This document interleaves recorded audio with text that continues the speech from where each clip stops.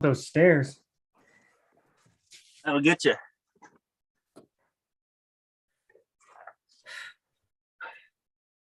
Setting up your meeting. Done. Redirecting to YouTube. Those stairs. Woo!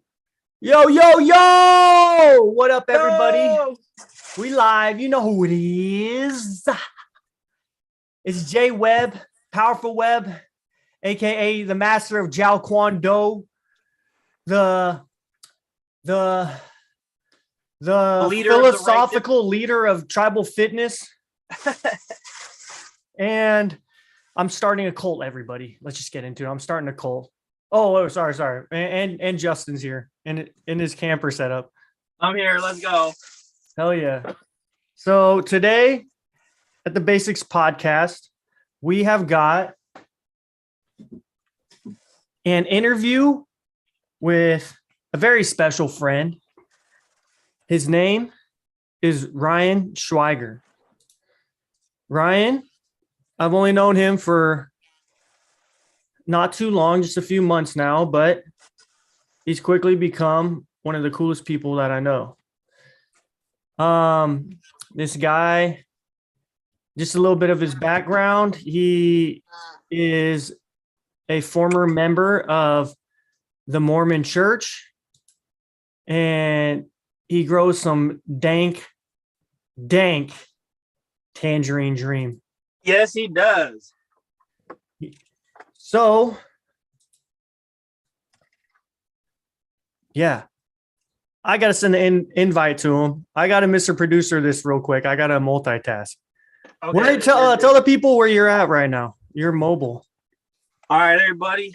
Today I drove about, let's see, 100 miles about to get up straight north to Troy, Montana. Kootenai River country, or Kootenai, however the fuck you say it. And that trip is brought to you by a 3-day weekend. So today is the number one day of my 3-day weekend. I got 2 more nights out here. And as you can see, I've got the camper set up with the table, the nice big long table here. I can sit perfectly, if I'm sitting. I can sit all the way up straight. Fuck yeah. Is that a box of federal ammunition I see right there? Where, this one? Yeah, right there. Yeah, what is that?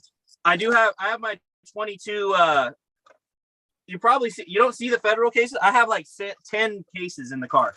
I just bought this in Troy like 10 minutes ago. $60. Oh, new fly reel? New fly reel, baby. Fuck yeah. And so tomorrow I'm gonna get up. I've got all my fishing shit here. I'm probably gonna be doing that a little bit during the podcast, but I gotta set up my shit. I got my night crawlers, got my wormies, I got my sinkers, and I got my blinkers. Let's go! Let's Basics go! Podcast in the building. You know what we do? Okay, go ahead. You look real native right now, by the way. Yeah, I got my hair braids. I got my braids in. I should throw on my fur. I should throw on my fur coat, but I'm nice and warm with this thing on. It's finally above freezing. It's like in the 30s. Can you hear me, or does it sound like I'm yelling? No, you sound good. I sound good? Okay. Well, cheers to the Basics Podcast. Oh, cheers. I'm hoping I don't get rolled up on, but dude, look at how good my visibility is right now. Look at this. First of all, look where I'm at. Fucking right on the river. There's the dog just chilling out. Is he on a leash, or is he just chilling out there? No, he's on a leash. But yeah, I'm right at the fucking river, dude, at the Kootenai River. I'm gonna wake up and I'm gonna fish the shit out of that. There's a bridge right there to the other side of the river. I'm gonna fish the shit out of that side too. And then look at my visibility, bro. I can see all around me, fucking 365, bro. 360 degrees. That's so tight. I can see the feds if they coming in from any direction. I can see the feds. So you got big windows on there. That's sick. Got big ass windows, dude. So that was one of the most important parts. Is I was like, dude, I gotta have windows so I can see where the fuck I'm at. You know. Yeah. Okay, I'm sending the invite right now to Ryan. All right, chill. It might pop in at any minute. Isn't it crazy, bro? How like I don't think ever since like fucking 9/11 has anything happened that has united the country more than the balloons, the Chinese spy balloons. Every motherfucker said, "Yo, we should shoot that shit out of the sky."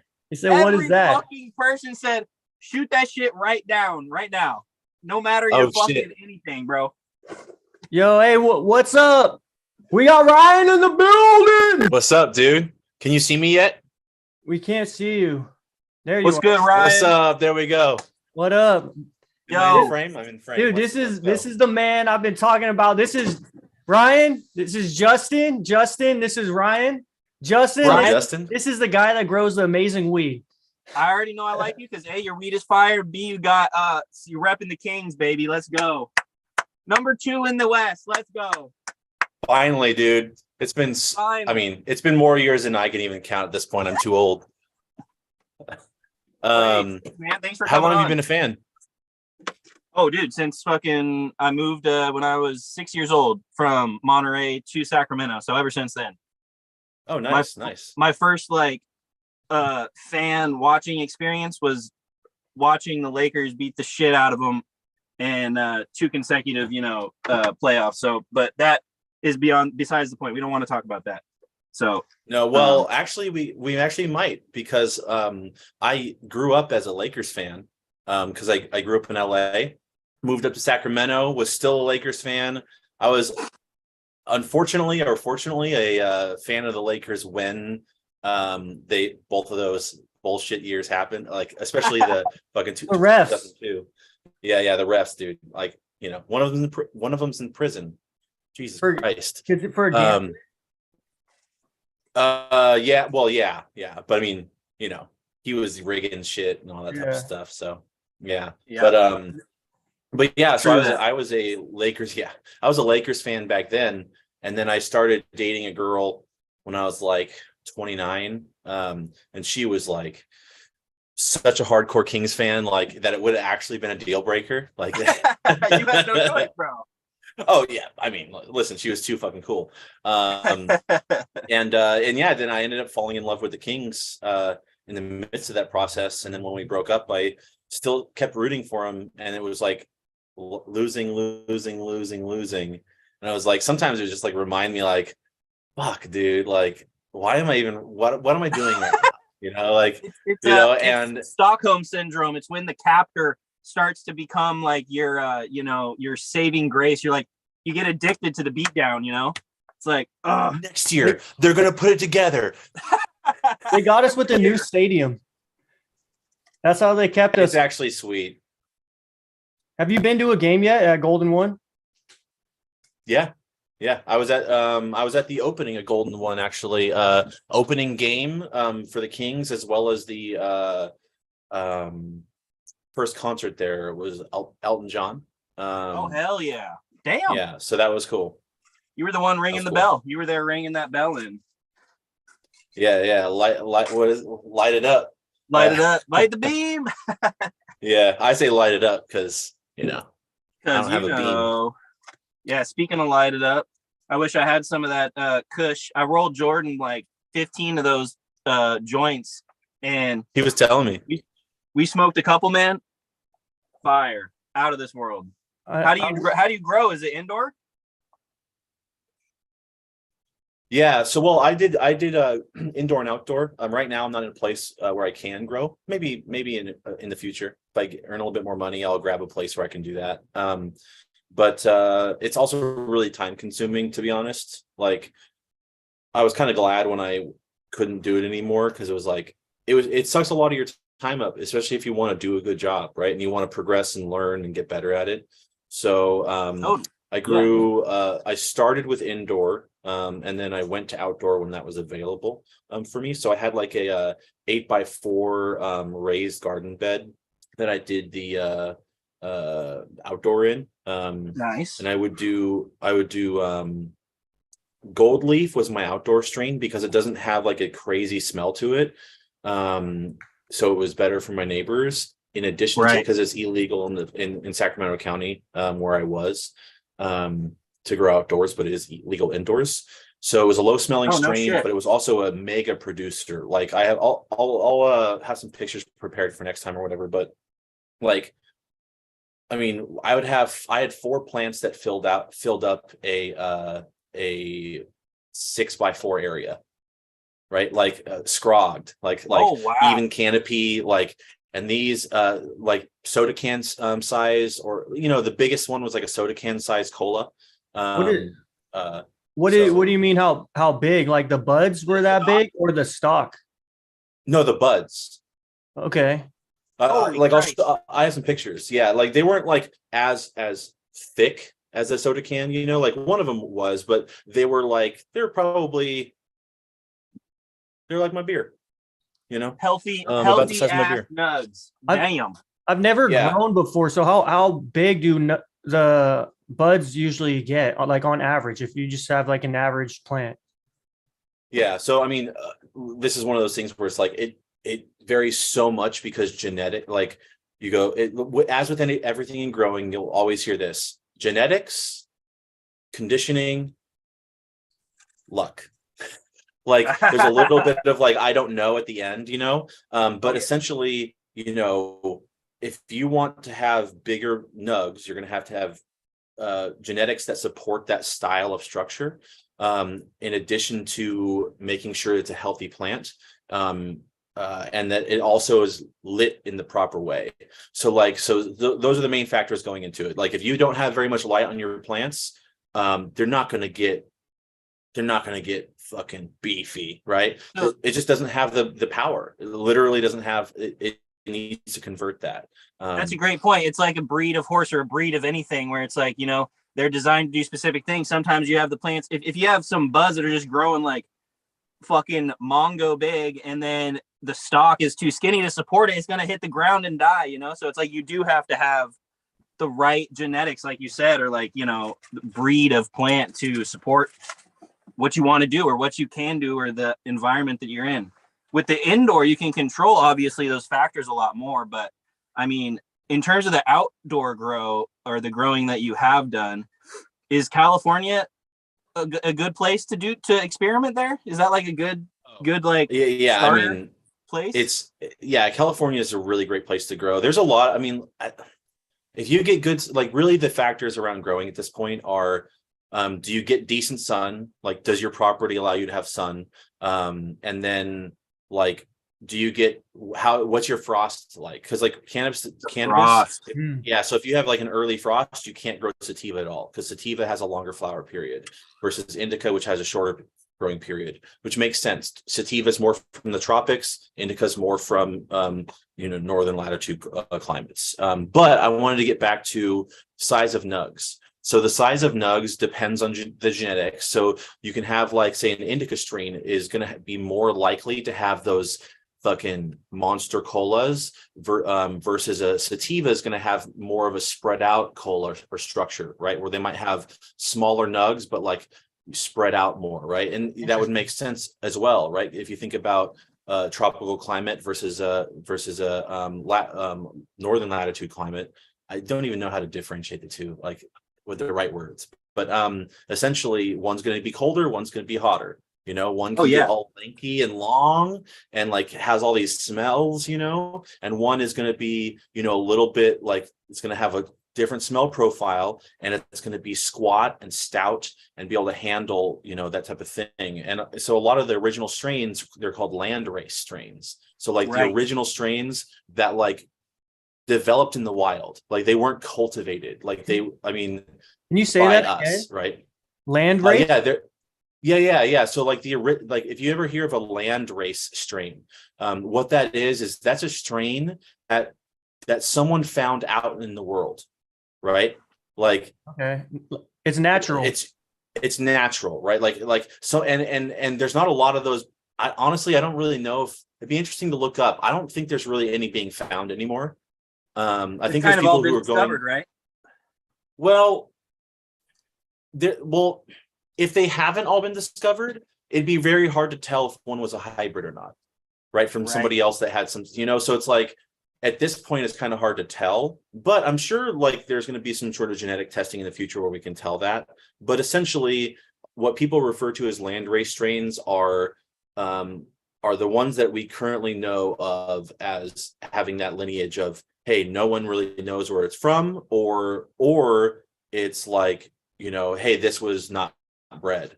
So you have We those don't have landrace like a record strains. of it up until that point. Like when it was discovered, there was no previous record of it existing anywhere else. So it could be that it naturally, landed there. A bird ate it somewhere, took it here, dropped it off, and it did its own evolutionary process out in the mountains rather than like, in the open field or something. And that, because who was it like Dan Bilzerian or someone had something, I don't know if it was 5-10 years ago, where they went out looking for like the only other time that I've heard landrace strains was when he was going out into the jungles. I think it was Dan Bilzerian. He was like going out looking for these, landrace strains, and he was unable to find any. So, and I mean, he threw a lot of money at it. I don't know how you would go about finding more of them, but I would think that it would only be beneficial to try to search these things out and to try to exhaust all options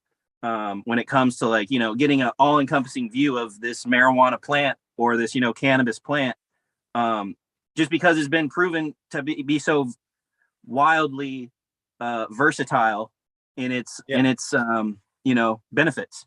So Yeah. So for those listening, some examples of landrace cannabis strains. This is from leafly.com. Afghani, Lamb's Bread, Durban Poison, Lamb's Acapulco Gold, and Thai. Lamb's Thai, Bread. So Lamb's Bread was Lamb's Bob Bread. Marley. Bob Marley's favorite. interesting. So a lot of the landrace strains too, they didn't have the profiles that we see today in our current cannabis. So I've never tried one. I've never tried a landrace either, and I doubt you could. Honestly, these days, when you hear about a strain and you smoke them, do you know what you smoked? Right? Like, No, you not don't really. No, And so we're together too now. Yeah. So what we're all going on is like description of smells and flavors and effects, right? Like, and then we're trying to group that into names and categories, which sometimes actually do have, like, when I smoke a Blue Dream, I know it's Blue Dream by that flowery sweetness, like that type of smell. Like, I know what Blue Dream is, but there's different phenotypes of Blue Dream too, right? Right, Like I grew 3 Blue Dream plants, 2 outdoors, 1 indoors. 2 of them had very similar profiles and were the Blue Dream that I remember. The third one was Blue Dream, but with lemon, right? So it's like, and then you go, well, was that Blue Dream or not? It doesn't matter. And by the way, they had very similar highs as well. So, okay. but so the thing is like Bob Marley, you don't really know if you had a landrace strain.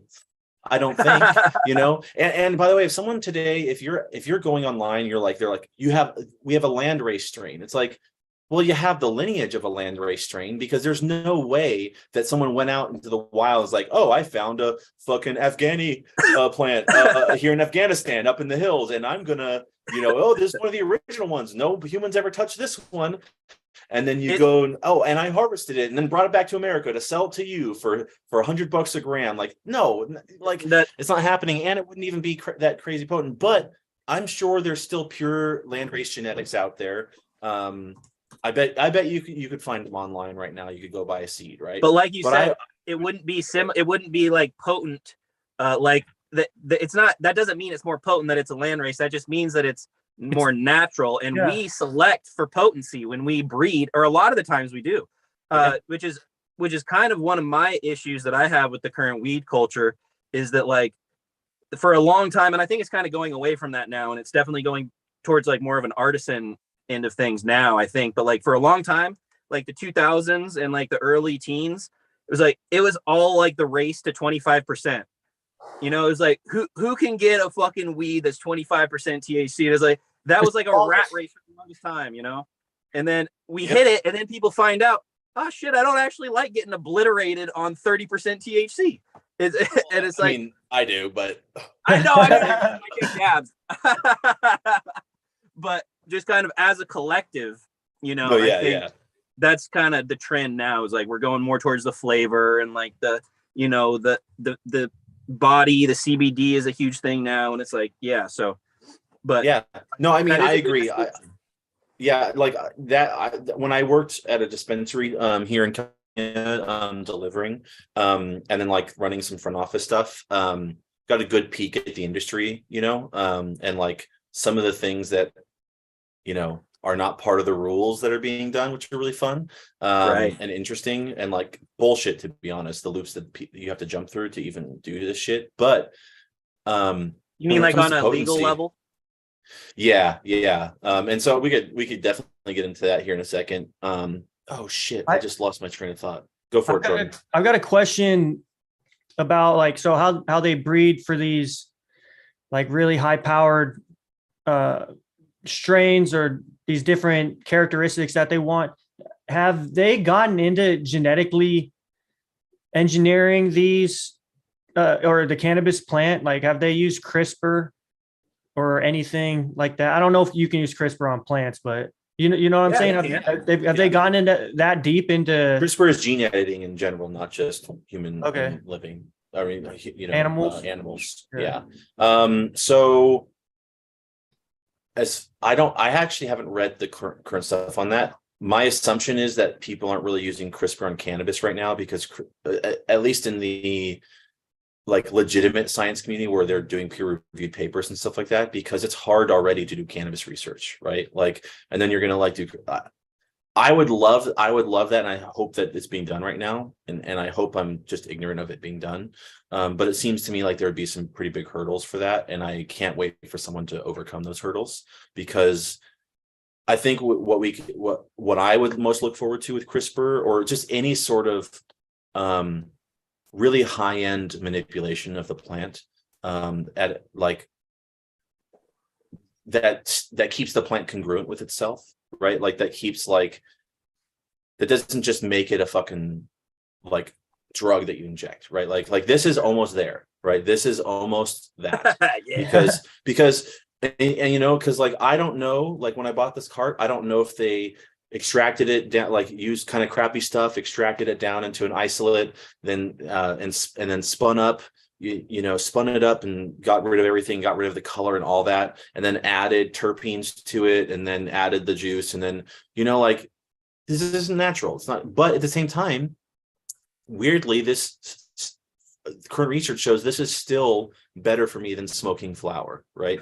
So I think the happy medium that I was doing this for a while, which is press your own rosin and smoke it. If you have flower and you can go to Home Depot and buy a $15, maybe it's $30 now with inflation or whatever, but a 12-ton press, you now have the same press that everybody else has, that like you just need to buy the plates and blah, blah, $100, you have a press. Honestly, go on Reddit, look it up. It's actually really easy to build. You can buy kits as well. Yeah. And then Jordan, then you can have the best part. That's Jordan, do you remember what's his name in the back of the park that had the press? That's Jason? What he had. Jason. Yeah, Jason. I haven't heard about Jason in a while. He got quiet after he got his kid. He toned down a little bit. Good. But yeah, no, that's what he had. He had like, I think it was a couple ton press or something, and he would sell the park his, you know, extractions. But yeah, the whole distilling process of the weed down into something that is more ingestible, at least on a health level, like better to ingest for you. Yeah, that's as damn close as injection as we get as those dab pens, bro. God damn, I love me a dab pen. Ryan, have I told you about the stuff I saw when I worked did I tell you I worked as a cannabis garbage man? for a little bit? Yeah, we talked about a little bit of work, but we wanted to talk about it here. Tell me more about it. Yeah. So like one of the most popular concentrate disposable pens is the Stizzy, right? Mm-hmm. Stizzy, it's like the jewel, but for weed. And Right. did I tell you this? In where we are, by the way, just that's where we are. Like you go other places, like there's different brands. It's interesting. Okay. So yeah, because different states have different rules because you can't just be federal. Like some can, I guess, but like you're gonna have different brands here in California, like just local people doing their thing in Colorado and other places. So anyway, keep going. Dizzy's trash was like so nasty. They used the butane hash oil method for theirs, and we would have the 55-gallon cartel drums with the locking mechanism, just like the one we have on our desk bin.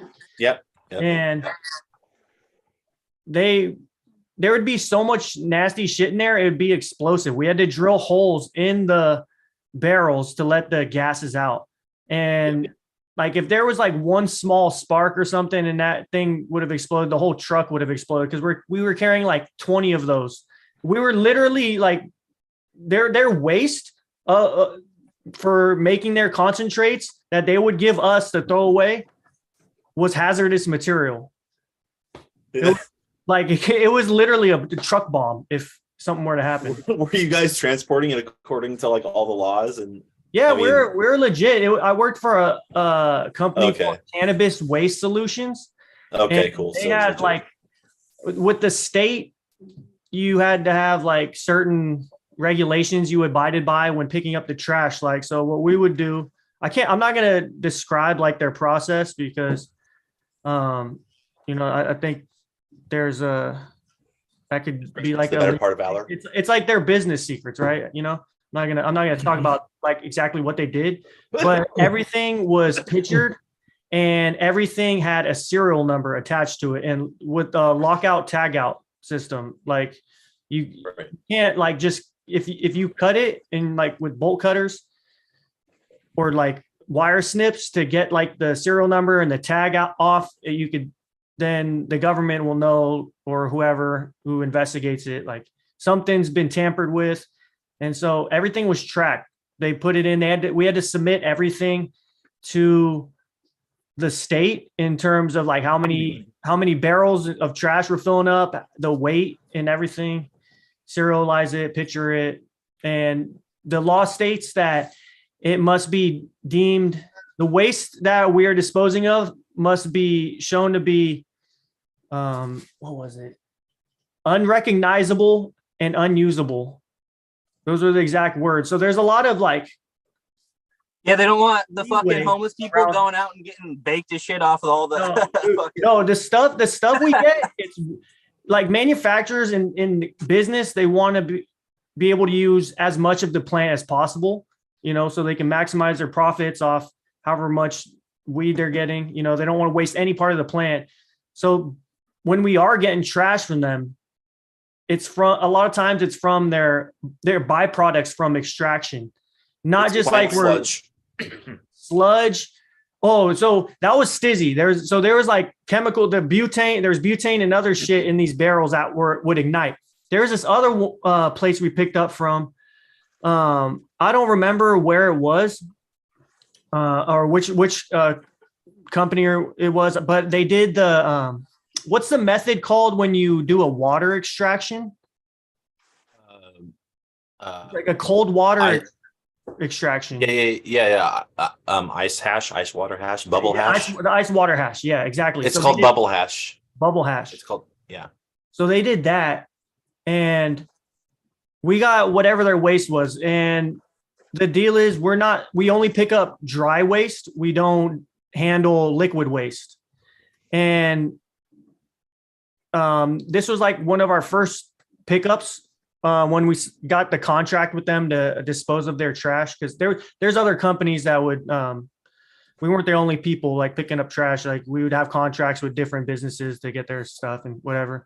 And but they filled up all these barrels with this liquid, and somehow this liquid got or this one of these barrels got stored into one of our like it got hidden behind some shit at our place, and it sat there in the heat during summer, like just bin of like liquid like waste, just like nasty stuff got stored in like 130-degree shed for like because it was like in the middle volatile of summer. waste. This not was like this was like a stable waste. It's like if it gets heated, it expands. It's like it's some fucking not controlled. this was like stored in like a shed in a Sacramento summer when it was like 120 degrees out all summer, and it was like a summer when it was like smoky and there was no rain whatsoever. It was just a fucking terrible summer, and we're like, what is this? Like, why is this here? And so we end up going to we open it up and to go to dump it, and just as soon as you open up that metal ring and then crack the seal just a little bit, it was like the pure smell of death. Like the worst smell I've ever smelled. And so at this time when we were disposing of it, there's certain landfills in this area that allow cannabis waste dumping. Not all of them. Like none of them in Placer County, at least when I was working, allowed dumping. You can only because cannabis is illegal in Placer County, or it was. I don't know laws now, but at the time. So we're out this one that allowed the dumping of cannabis waste. And you know how bad a landfill smells? Yep. You're already in I spend lots of time at landfills. I know. You're already in a stinky place, right? Like it's hard to get stinkier than landfill. Landfills aren't the best smelling places. But dude, as soon as the corner of the shop when Zach rolls through. I don't know. Oh, yeah, when he poops himself, dude. That guy. And then when Kelly's back in town too, then they're both at it. Dude, those guys and Nate are just trying to one up. Then Nate gets all comfortable, right? Like he gets spurred on, and Nate just like if someone farts, Nate like looks within his soul to see if there's a fart.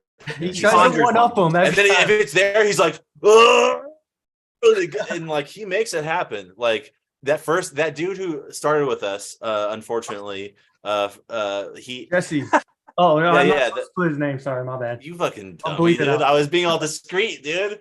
Anyway, it was there's a lot of people named that that started here. That's right. See this. But no, but literally, he shows up for team meeting, and then at the end of the meeting, freaking Zach farts. And our boss, Josh. Too. Or I don't know. I said Josh. Justin. I've been smoking. Sorry. Justin, dude, my tangerine dream has Zach you. When he says Zach is our boss, okay? Just to give reference to the story. Got you.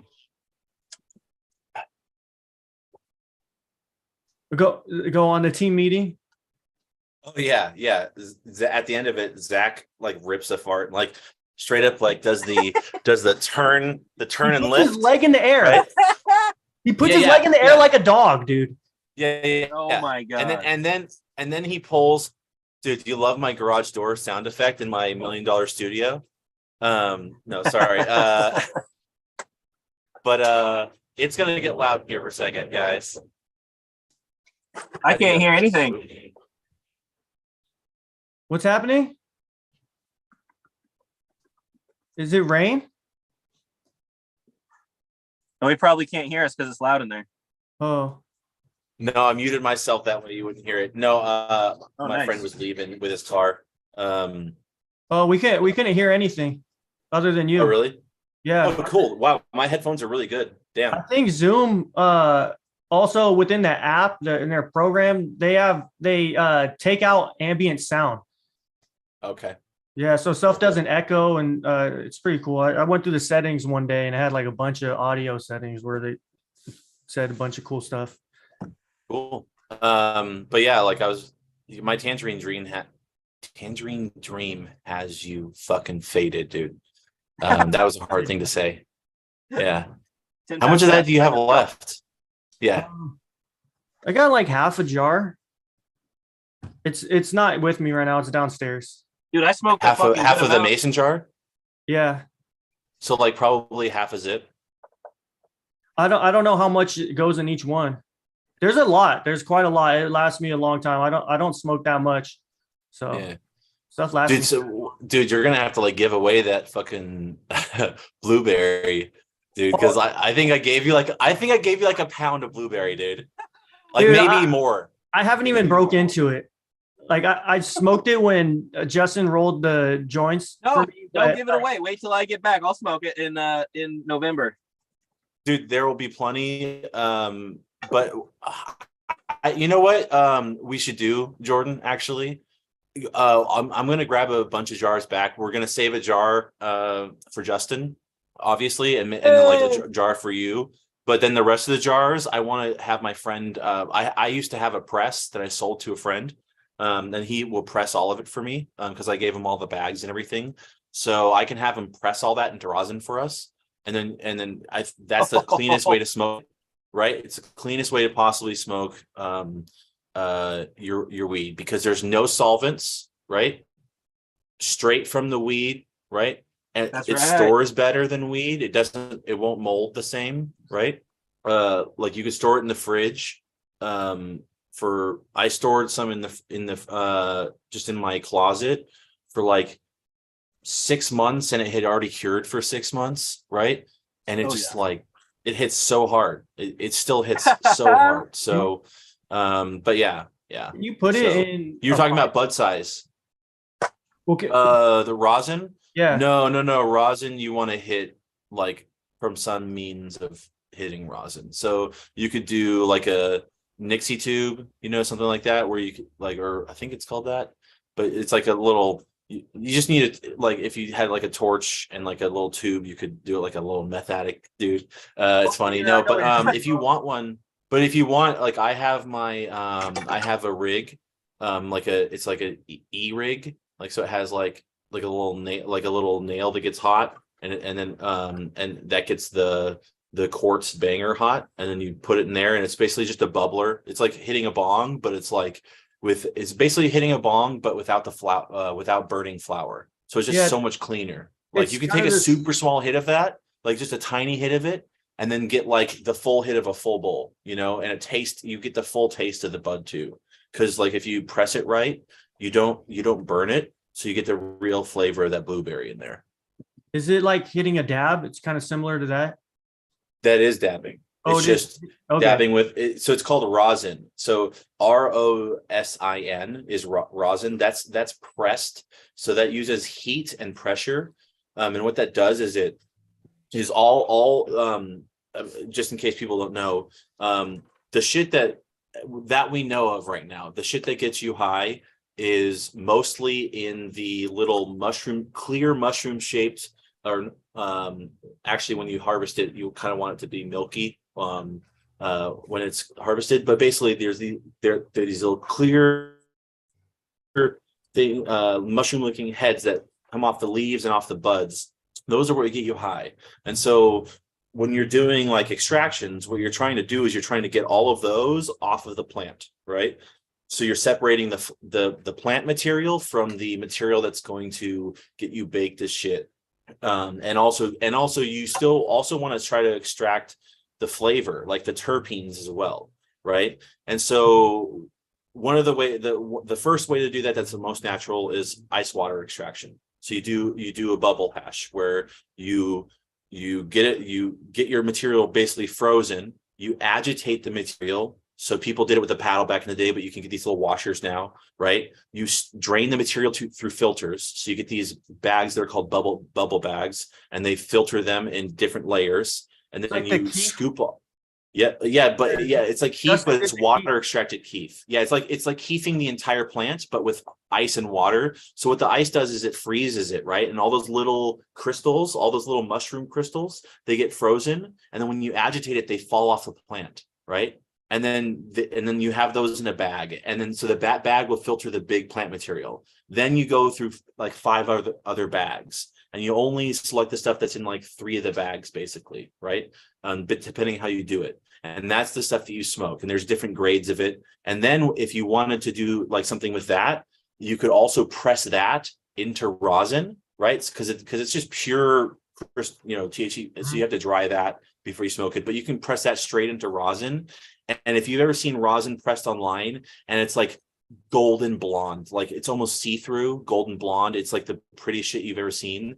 They're pressing bubble hash, man. They're pressing already 5-star bubble hash, like the best bubble hash you can get into rosin, and it's the most beautiful thing you've ever seen in your life.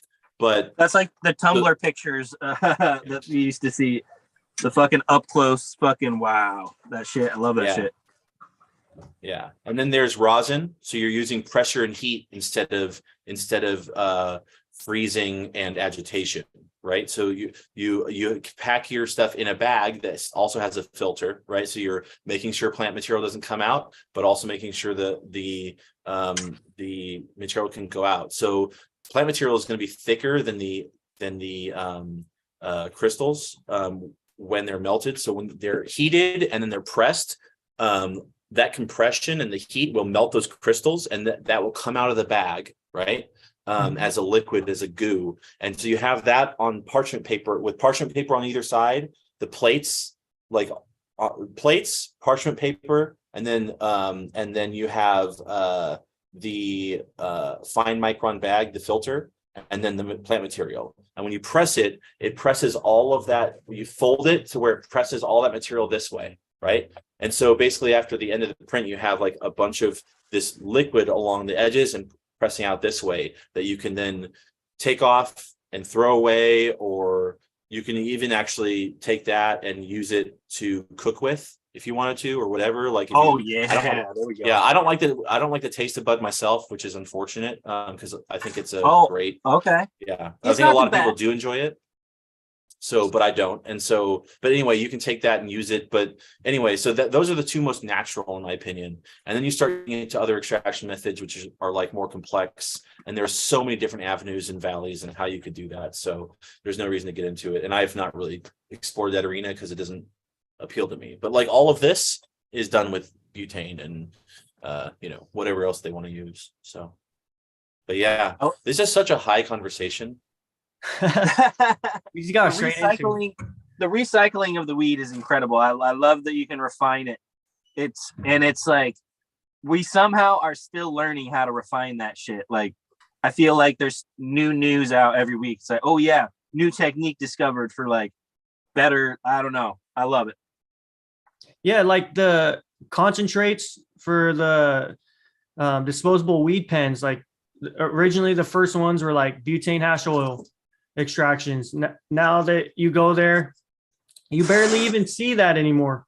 Now it's all like live resin, like higher quality extraction processes that they're selling in those concentrate pens. Yeah. Yeah.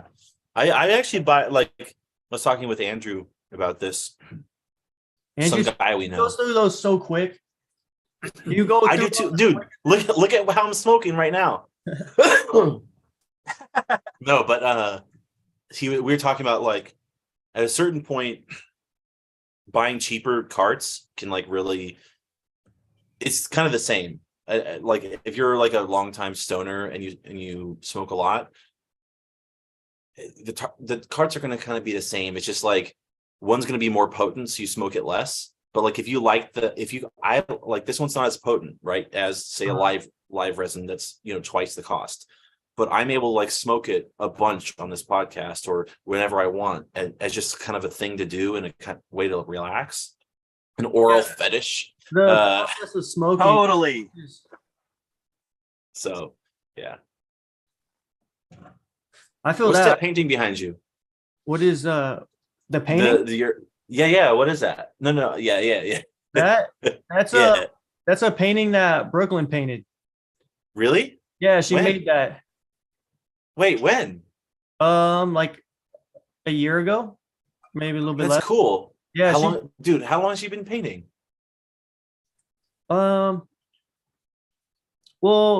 she started painting once we moved into our spot here. So I think 2 years. We've been here about 2 years. That's like, I think she's enjoyed painting like her whole life, but once we had space to do it, then she started painting more. She has paintings all over the place here. All along our walls are just paintings that she's made. I got her this light table. It's one of those light tables that you could trace stuff. It lights up from underneath. It backlights the paper, and she uses that a lot. Check out this other one right here. Yo, she needs to paint me one, man. I want to commission one. Okay, I'll tell her. That's like her one of her dream jobs, to be an artiste. Yeah, I'll commission one, and I'll make sure we get like a really good canvas for it too. So I'll make sure I buy a really good canvas for it. So it's just sturdy, because I like a sturdy canvas, because when I move and stuff like that, it's really, man, you just don't want those things to fall apart, or get like ripped or whatever. So I've had a tragic experience along those lines, and I agree completely. Invest from the beginning. Invest in quality. Speaking of, always like get things made by your friends. I was thinking about that on the way home from work. I got mushrooms from someone I know, some Jay I know, not Jordan, not I'm not Kanye. I meant Jordan. And I gave him weed that I made, and like I'm gonna buy a bat from Jordan that like he's gonna make, and I'm gonna like select the wood, like that's gonna be a prized possession, right? I think people should get things made by their friends more. Like they should try to associate themselves with artists more that make things, and then like make things for each other. Like I just don't understand what the point of life is if it's not to like use our time to give to each other. And I feel like that's the whole point of society, and I don't know why we're not doing it more. Well, so that's ancient society. That's what you would do. Like, you go out, you kill a bear, you make a bear claw necklace. You run into someone, you need something, you exchange that because you created that as special to you. It has actual value because you spent time making it. And it's like society used to understand that, and you could exchange things and barter things based on the actual value of the thing, because people thought on a deeper level. People are so like, it's so surface level on the society end of things right now. It's like, if I am going, and that's also another thing is bartering. People need to barter more. Fuck paying money, like barter, goods, services. It's like, that is what society is about. You don't need monetary transactions, but yes, support your friends, support your artist friends 100%, because, the hungry artist, that's some real shit, and people that are creative, you gotta also encourage that, because we don't have as many artists as we should. We have too many goddamn bankers and finance bros and fucking shit like that. Society needs more artists. Pay for your friends' art. Hell yeah. Dude, the way our dollar's going right now, we might all need to learn how to barter. Like we should start now and get good at it in case the dollar goes to zero, In case. I mean, it's headed there. Well, you don't need to get good at bartering. You need to get good at making friends and making things. Yes, right? sir. Yeah. Like and you can apply that to when things are good, in the most prosperous times, the fucking 90s. Let's go, dude. The 90s were fucking awesome. Like, fuck the world after the 90s, before the crash, before everything bad happened, when Clinton was just out there fucking. Like, the world was fucking awesome, dude. The world was awesome. And then like he stopped being able to fuck, and look what happened. Look what happened when they were like, oh, you're in trouble, you can't fuck your people. It's like, Hillary doesn't give a fuck. Like, where are you get? And now the country's shit. So that's my theory. Wow. But anyway, beautiful anthropology of American society distilled into its rawest form. That was beautiful, my friend. That was beautiful. You're welcome. In any case, it's the fucking. I want to get a bat made by Jordan, so I can't wait to display that once I get it made. I gotta color it like 90s Miami Vice colors. Oh shit! Something like that color scheme. That'd be cool. Be sick. I'm gonna buy multiple hot bats pink, from you for sure. Highlighter orange and green.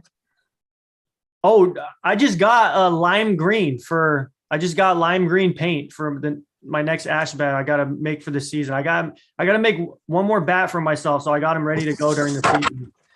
And And then yeah, that one's gonna be lime green. So what's your favorite color?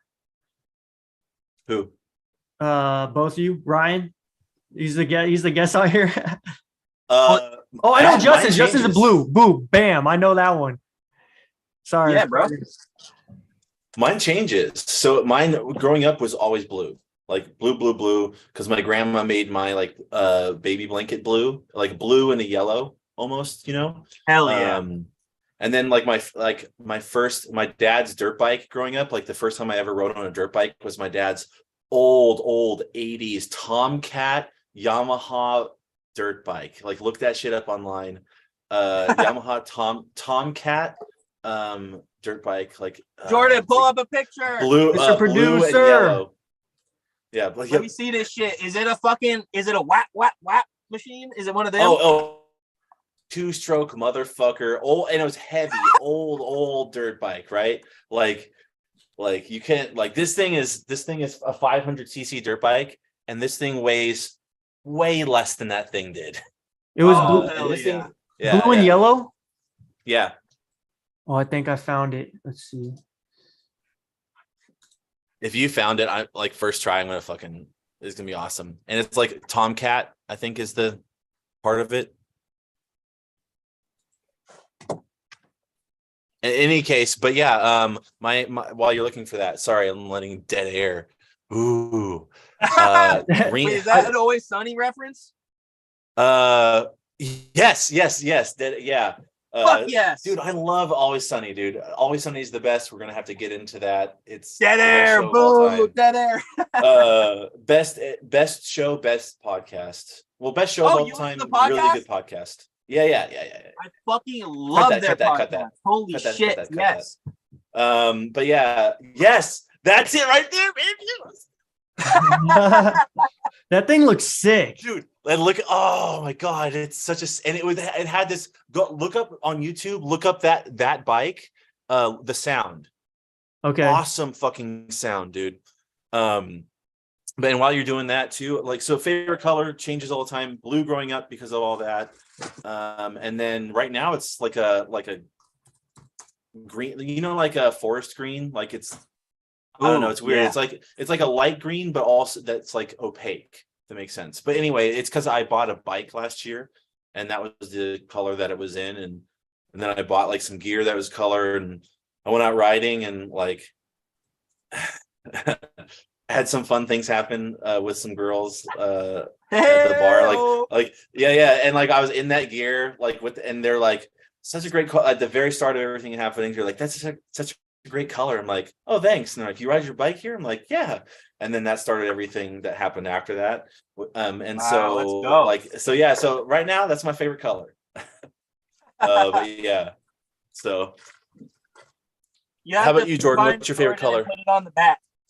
My favorite color, I don't know. Hot pink. I like hot pink. Hot pink is, You like hot pink, dude? yeah. Then rock it at work, dude. You gotta rock it at work. It's energizing. I like colors that are I like that one because it's energizing. And But then I only like tough guys blue wear pink. too. When I lived with Justin, I had his old room, and his old room had walls in it that were painted blue. And Yeah, my mom did that. it was my favorite. It was my first time like living in a room that had a blue color. Growing up, my room was painted like this nasty beige brown, and I did not like the color. Just it's not soothing to the eyes, and it was like it was brown. It looked like some weird poop or something. Like, Bro, so growing up, my little brother's room was red and my room was blue. Like, because that was the colors my mom assigned us, bro. And I felt so bad for my brother because he had a red fucking room. Like he's in hell. was he angry all the time? Not really. No, he was actually the most mellow dude ever. But I just felt bad because I'm like, dude, having a red room would fucking suck.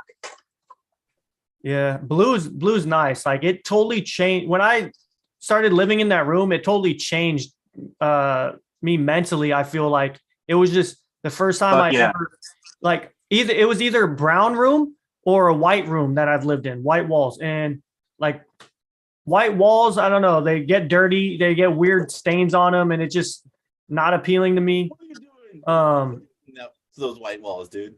What'd they do to you? What did the white walls do to me? Yeah, what'd they do to you, dude? Why are you getting them all messy, dude? Oh, you should have seen the first room I moved into at that place, dude. I Was nasty. I hope I don't see it. Justin, you remember that front room when I moved into it? After Frank, Did I move in right after Frank? did you ever live with Frank? I never lived with Frank, but I know Yeah, you also moved in right after Frank, bro. That guy, bro. Oh man, was Let me Frank tell you. after Logan. He was at the same time as Logan. Okay, so when I was there, it was old Kyle number 1, and then I moved into that front room, dude. Oh my god, yeah. If that was Frank, that guy Frank, man, I don't want to meet that guy. Yeah, we did. It was a shuffle. So Kyle was in that room, and then when everyone moved out, they moved up the room, and that was the lowest totem pole room there. It got the hottest in the summer, and it was the smallest. It was horrible. Yeah, That room sucked. Yeah, but I mean, I did like that room a lot while I was there. But once I moved into that blue room, that was I always wanted to like live in a blue room after that. Like I want to have a room that's one day in the future where it's blue. Blue is scientifically, they did studies on it. It helps you sleep. It like gives you when you do sleep, it's like a deeper sleep because you're like it does something. It's probably like some like primate fucking brain, Calming. fucking cerebellum shit, you know. Water. It's something, yeah. I don't know. Well, Probably. don't I do would blue bet. light though. I don't like think blue maybe light. Yeah. Blue light hurts So, my like, eyes a lot. But I've had, but like a blue room, I could see maybe like I could just see anything that has darker walls, Yes. being beneficial for sleep because you're not going to have like if light does come into your room, it's not going to be reflecting and It's getting like- absorbed. It's the same concept as the blackout curtains, you know? yeah, like if you want your grow room to like have more efficiency from your grow lights. You want to either have the reflective material that you see on the grow tents or but you don't want a mirror. Mirrors don't actually reflect light very well, interestingly. Right. Right. In the way that you want. But like that material you see on the inside of a grow tent, pretty effective. And then like a pure white surface as well is very effective at making sure that light will get redirected down back around to kind of the undersides of the plant on the outside edges. Oh, nice. But yeah, I'd be down for a matte black room. I think that would be pretty cool. Or like a darker gray. I think that would be pretty nice too. Yeah, all you have to do is like you pick a color for one thing, and then you pick all the colors for around it. So you go like, I want this, and then you do everything around that. And then if you want to do your room, right? Like this is what I did with my last room when I was like, I like redid it, like painted it and fixed it and yada yada. But like I went over like, okay, what I want like I like a white wall. I really like white walls just because like sometimes I love like I like to have that really thin like see-through almost curtain, I like to have a layer of that and like then the silk curtain, yeah, Or sheer. yeah, like a sheer, yeah, and then like a white curtain that's like thinner as well, so I can have like almost still have a little bit of opacity if I want some, and then great word, love opacity. Curtain. Great word. Yeah, I've said that twice so far. Word of the day, it's opacity. Oh, did you say it twice? I think so. Didn't hear it the I said first I said time. I love that opaque. word. I said opaque and opacity. But yeah, and then I like to have like a blackout curtain. So then but yeah, so like in the morning, like having that open and having only the really thin curtain and like having it hit the white wall and like you just kind of like, I don't know, there's something about that's special to me. And then when you use like a yellow light, I feel like it works better for my eyes on a white wall as well. Reading light. A warm light, the color temperature. Yep. Yeah. Don't use white or blue lights in your home. Don't do it. That's why you get the blue blocking glasses for like when you're on the computer. You get the whatever that shit is, Well, I have that. I have the best glasses I feel like you can buy because they're that like, well, because I buy them and they're expensive as shit. Because So I like, buy they them. must be. uh, but yeah, man, like I have all the blockers, but like I had these, like I got them because they were way cheaper. So I got the higher intensity light, and I thought maybe it'd help me see better. Way worse, I was having like focus issues with the light, and I went back down to a warm, not, I don't like a super orange light, but went back to a warmer light. I think it's like 3000K, 3500K. Yeah, 3,000 and 3,027 I use 2,700 3000. are warm lights, like for the home. They use the light I have up here right now. Mhm. It's a white light. It's like 6,000 Kelvin, and it's just on like it's a photography light. But those, like if I sit in here and I'm working at my desk and I have that light on at night, that will keep me up. That fucks up my sleep cycle so bad. Oh yeah. Well, and also it'll cause eye strain. So like the thing is like you don't have like eye issues, right? But like I have like glasses to the point where I'm on the edge of where I can get LASIK or not. And I'm like, if I'm on the edge already of that, I also that shit freaks me out because like I've also read stories of people needing to like have it redone. And I'm like, you know what? I'll put a fucking lens in front of my eye. Like You, don't give you a don't have fuck. to Like, explain why you don't want fucking parts of your eye being cut out. That's just fucked. dude. Well, I'm not usually squeamish about almost anything actually. Like yeah, like and so but like the idea of losing something though and losing control, like that fucks with me, right? Like the idea of like someone the idea of someone stabbing me has like the idea of the pain or whatever. I'm just like would be kind of fucking awesome. Like I've dealt with a lot of pain before, so like but like only if I didn't like have to like shit in a bag for the rest of my life, right? Like, Right. or I lived. Yes. Well, let's go for that first. If you heal, Only if I lived and then like let's go and then didn't have to shit in a bag for the rest of my life, or whatever else, like if If I it was got just like a lucky, fun little shank, just like a fun little, dude, yeah, like, a fun medium little shank. stabbing, dude. Yeah, dude, fun little stabbing in the bedroom, fun little stabbing in the streets, Yes, sir. So okay, so Jordan, you like making bats. Brooklyn likes to paint. yeah, she draws too. I wish I could move my camera around. It's plugged in, but I got pictures everywhere. I should take a picture of them and I should showcase them on here and like show Absolutely. Yeah. She grows plants too. She's got a lot of plants here in the house and outside.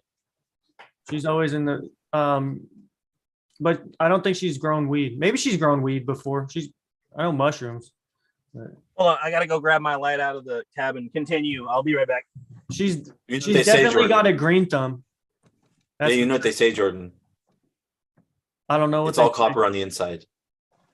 Oh, I know. They're always saying that. They always say that, dude. They always say that. Yeah. I mean, I like to say, I'd rather them say it's all electrons. I like that because that's what's powering and transferring the data. And we could use something other. I don't know. They annoyed me with that one. I don't know. There's no reason why it annoys me. I think it annoys me because everyone says it so much, dude. I started teasing Zach about it, and now everybody's saying it all the time. So I like it. I think it's fun. Yeah. Because it's not actually all copper on the it kind of is, but it's not really. I just wish the wires that we're using were copper colored. They're copper, but they're like aluminum plated, or it's mixed with aluminum. Right. Yeah. When I first started there, the wire that they were buying was so we use MTW right now. We're buying THHN, so it's a little stiffer jacketing on it. THHN, or I mean, yeah.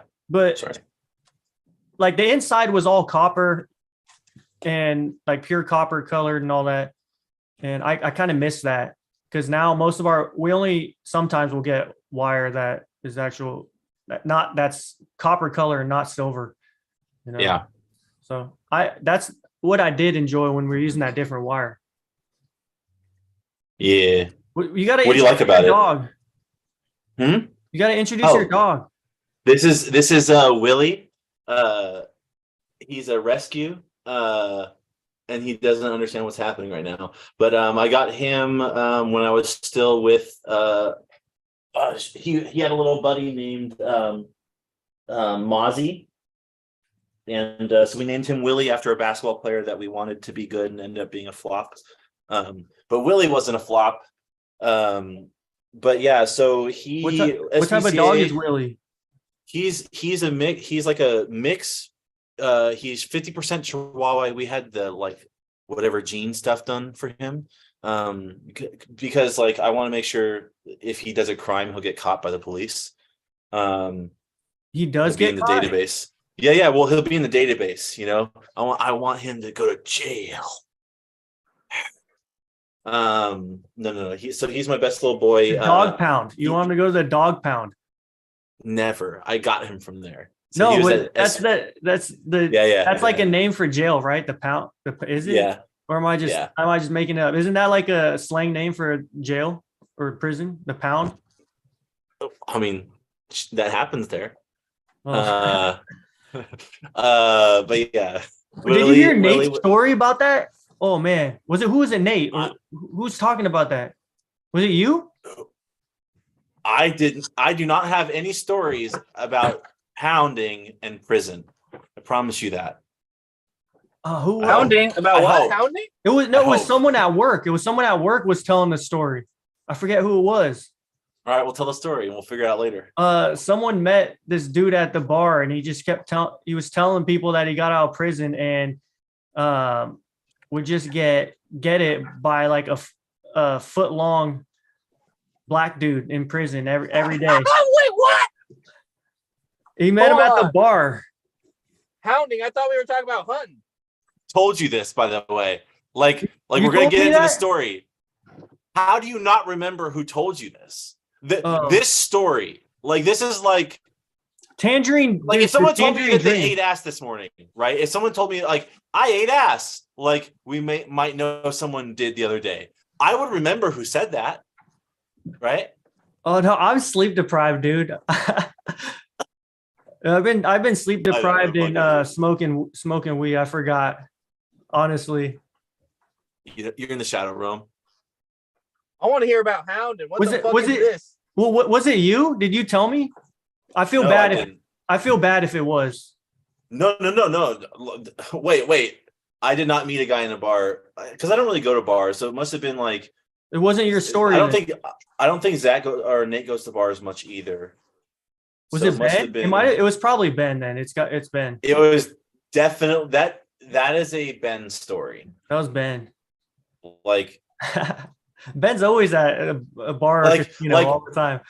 Like if that story like ended and then I rolled my car into like oncoming traffic and survived, like that would like, oh yeah, that was from Ben. That was Ben's story. Yeah. It was Ben. Now that I remember, it was Ben. Congratulations. Thanks for walking me through that one. You're welcome, buddy. To find the culprit. But yeah, this has been a good one. We should. I want to be more focused next time because I want to smoke less. It's fun though. Do you want to? You're an expert in a lot of things. If I want to come with a segment, would you like to talk about? Yeah. Well, we talked a little bit about weed, and we'll talk more about that in the future. But I think we stayed on topic for weed. We were. We jumped around. I mean, like I was just like. I'm silly. I just imagine in my head like, oh, we're all over the fucking place. But yeah, that's probably for this podcast. For this podcast, we were pretty okay on that round. But I feel like we go all over the place on here. So Justin's cool though. He comes in with science.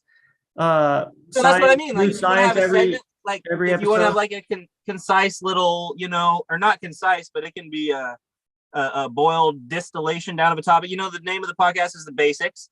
If you want to Yeah. take something and break it down to the basics, feel free to, bring that in, Yeah, Like, yeah, or dude. whatever, Okay, so I whatever want to you ask you want. about something. I'm going to ask you. I have a question prepped for you after I answer Jordan's question. So, Jordan, you were saying you want me to talk about something I'm an expert in. Yeah, I know we talked about earlier, like you used to be you're a former Mormon. Yeah, And you said you might want to talk about that or yeah, baking. baking. You Yeah. love baking. You're an Baking. expert in Wow. baking. Okay, that's science. Oh, That's she got chemistry. Justin got excited. Chemistry. Well, okay, we'll talk about that one. Justin got a stiffy on that. I like it. It's cold in that car, man. You got to warm up with a good topic. Woo! Look at this blood pumping. Talk about baking. Yeah. So, okay, so Jordan, what do you want to know about baking? What's the number one ingredient in baking? What makes a good Flour. baked good? Flour.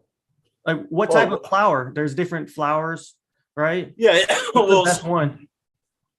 It depends on what you want to do, honestly. Like there's different types of flour. There's going to be pastry flour. There's different types of flour in terms of protein. Most people differentiate flour by protein content. But when you get into like really high levels or whatever, you're really trying to like mix something like for like a food scientist level type of thing, they're looking at like ash content and all sorts of other stuff, right? But for our purposes, like most people, it's just go on the protein content, like like a bread flour, like a super Say on the heavy on the flour. protein content. Yeah. So that's how Oh. you measure like how Really? heavy a flour is. Yeah. So like say like a pastry flour is going to have very low protein. I forget what it is. I think it's like 9 grams of protein, or maybe even like 6 grams of protein. Maybe I have that switched around. 69. Let's go, baby. Yeah. And then so then you have like a bread flour. So like I have a strong bread flour that's 14.2%.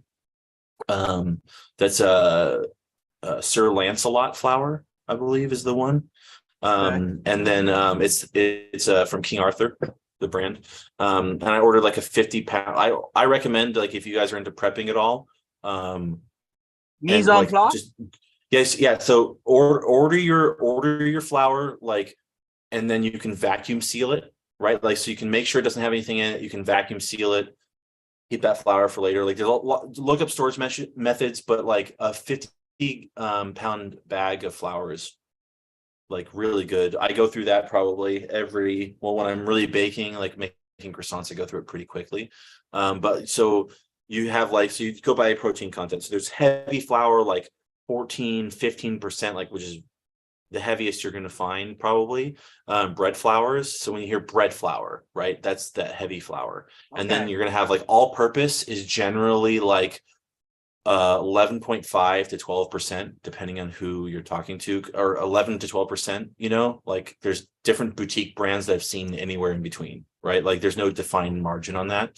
And then that's kind of just basic flour. Then below that's kind of like air, like a flour that's a lot lighter, and I really don't use that much in my cooking, even my croissants.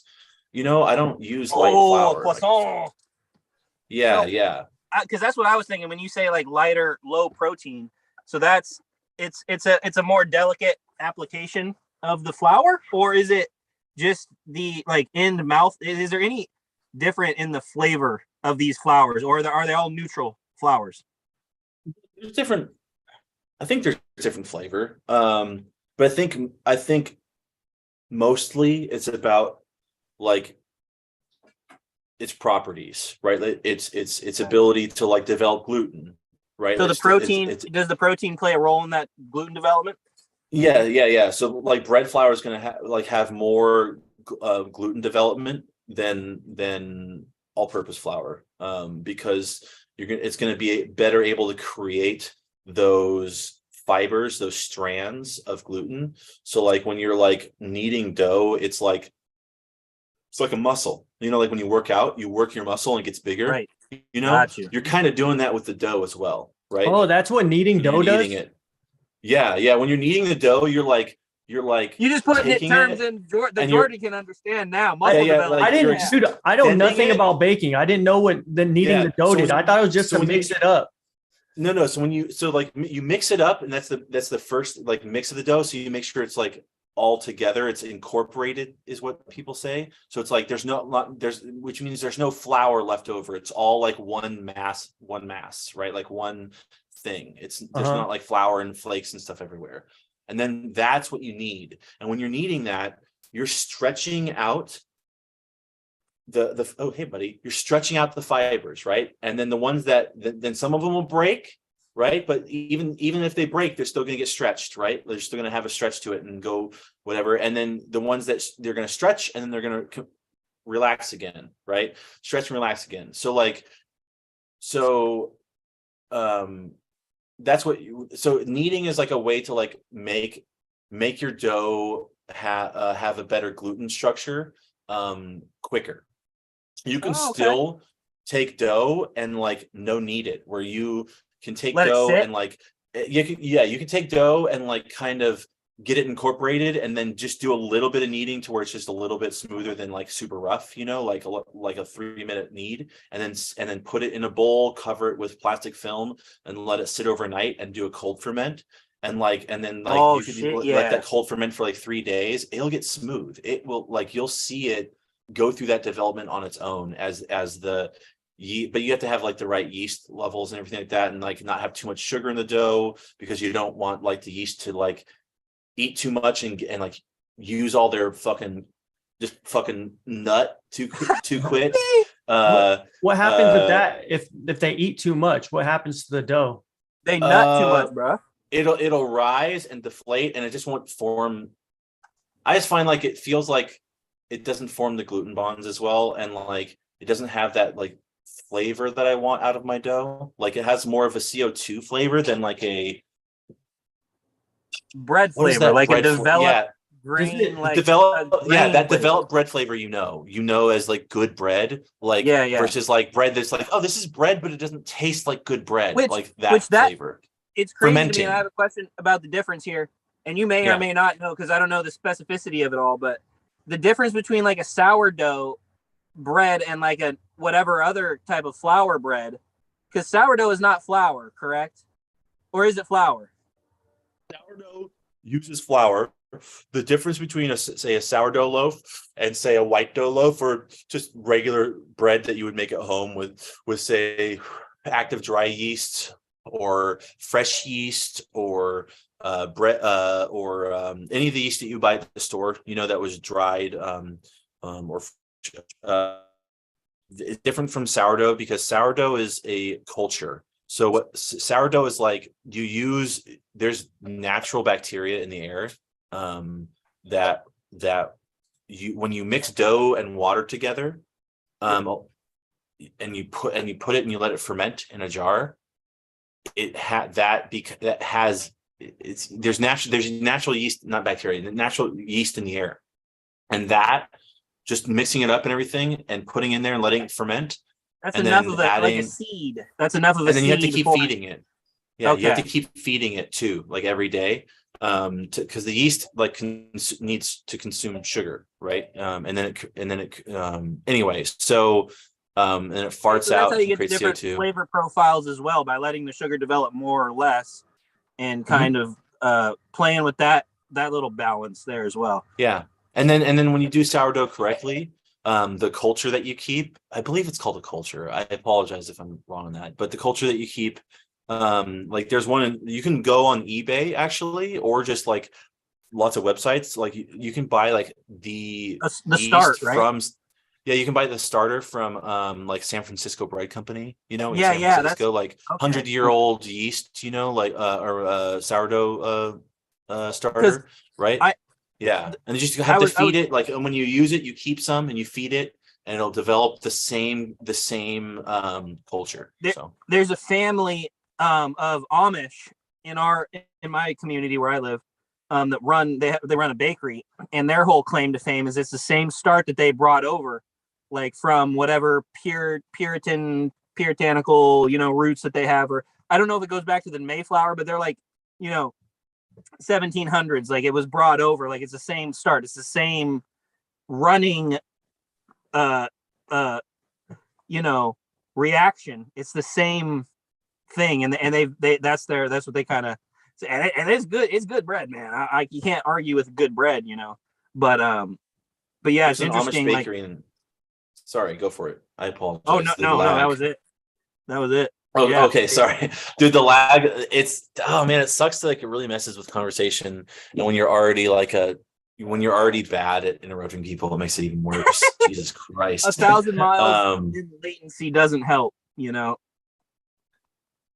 Yeah. God damn it. What were you just talking about? I got a question. Yeah, buddy. If the bread doesn't settle correctly and there's like too much of the yeast ratio, or it's sat too long or too short, does that affect the nutrition contents of that bread that you'd be eating?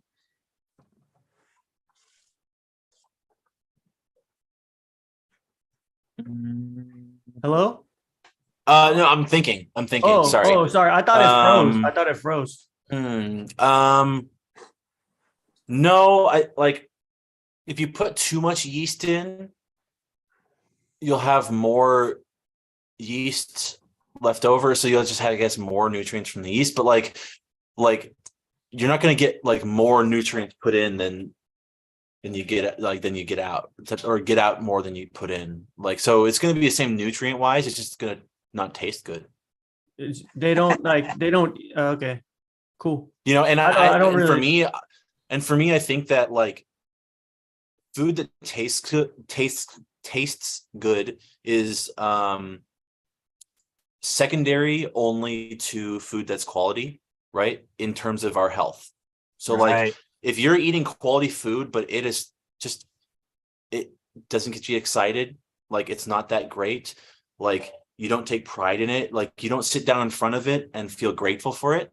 Because like think about when you talked about tribal cultures, like, and it's such a meme to do, right? But throughout history, no matter what culture you've been in, it's a special experience to have a well-cooked meal that you enjoy, like that has quality ingredients, that someone cooked, like it wasn't just a factory or whatever. Like that's always been a good thing throughout history. Connection to knowing the roots of it all.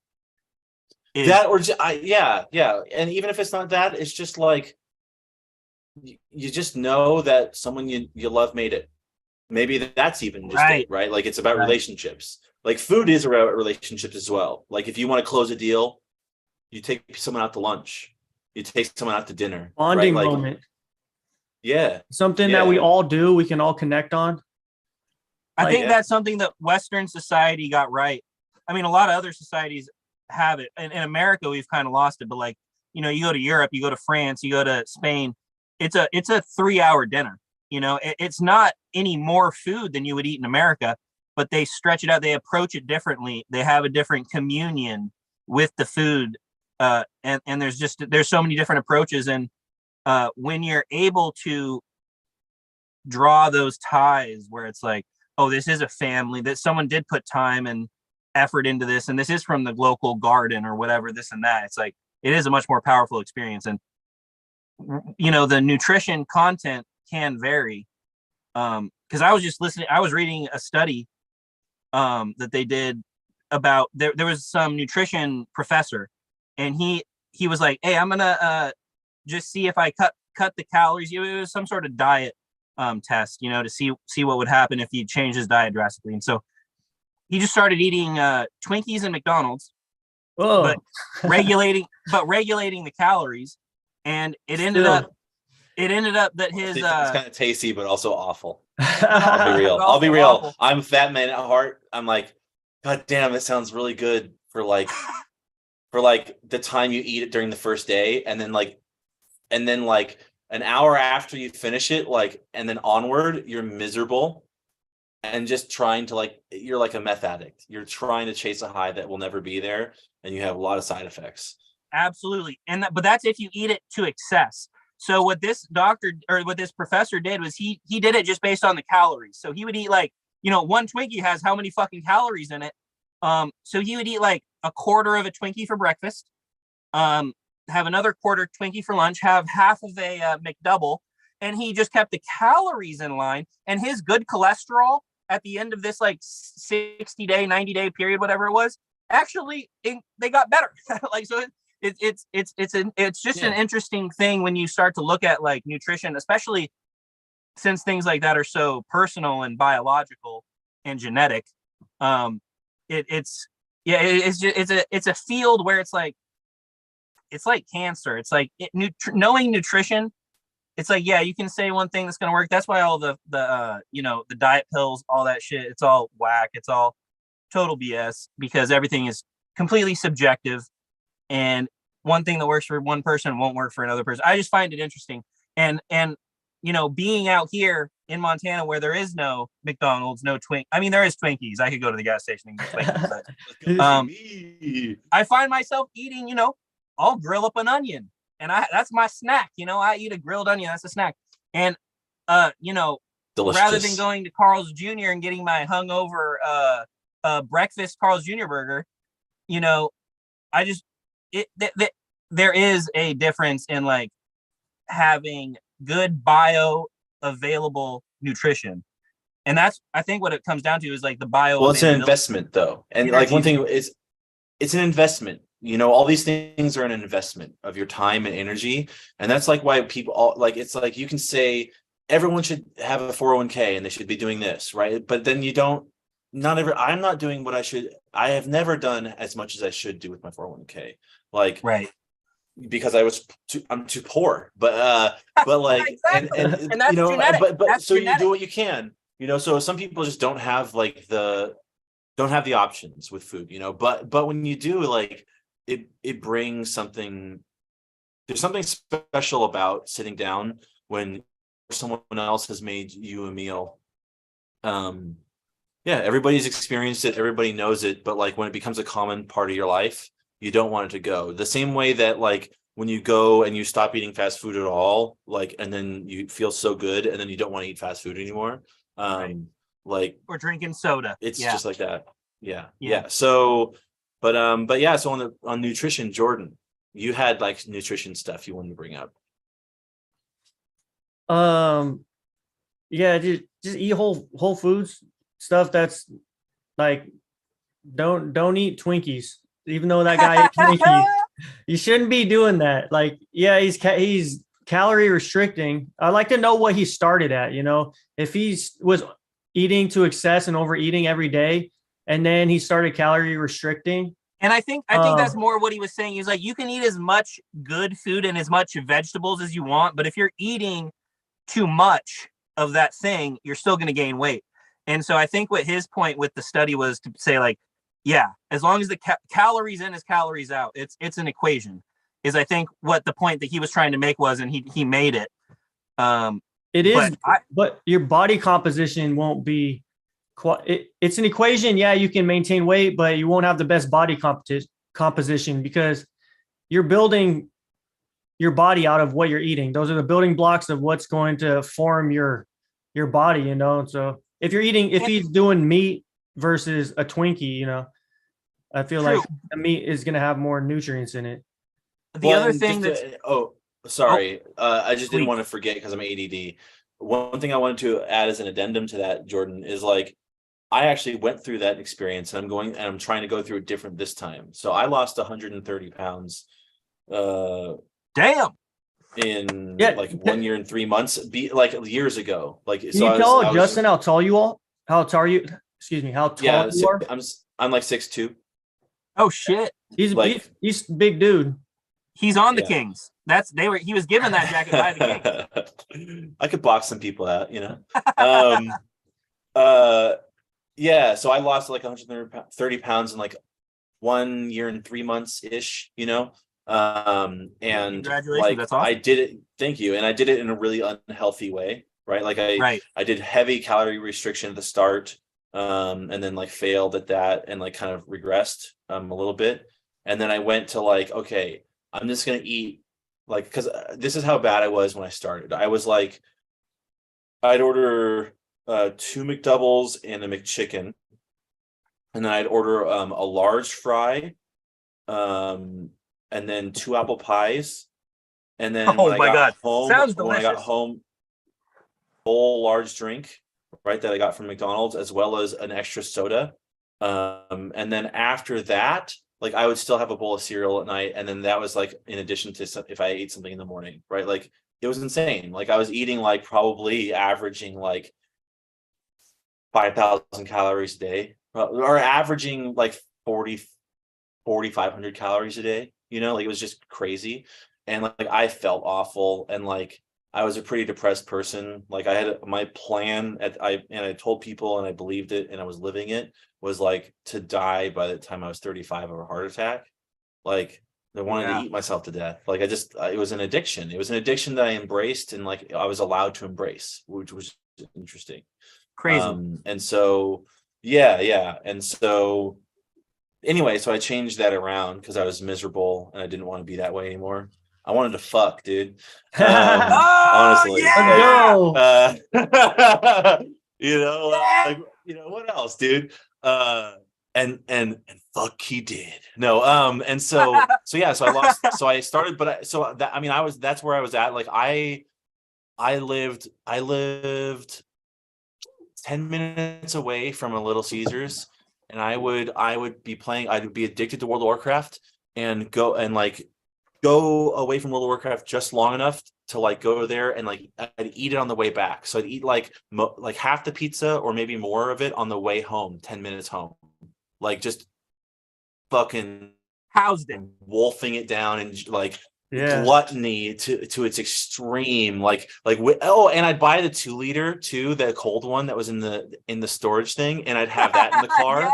And like in between me here, and then like so I'd have it here, and then I'd have a pizza in this hand, and then like be driving with this hand. But like if I needed to do something else, like I was driving with this left knee. So I was like being a real asshole about it when I was a teenager, to be honest. But yeah, so that's how bad it was. It was so much eating, so much addiction, no movement, right? What Absolute time depression. span are we talking?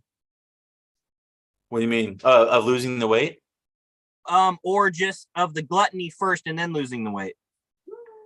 Because I associate with a lot of what you're saying, so I'm interested. How long was that lifestyle of the Little Caesar lifestyle? How long was that? I think my eating got worse and worse after I stopped doing sports. So I stopped doing sports in like,